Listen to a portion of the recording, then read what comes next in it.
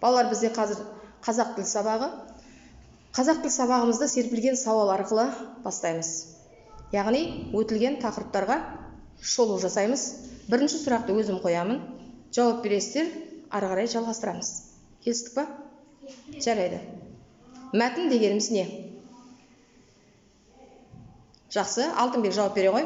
Мәтін дегеніміз мағына жағынан бір-біріне байланысқан екі немесе одан да көп сөйлемдерден тұрады.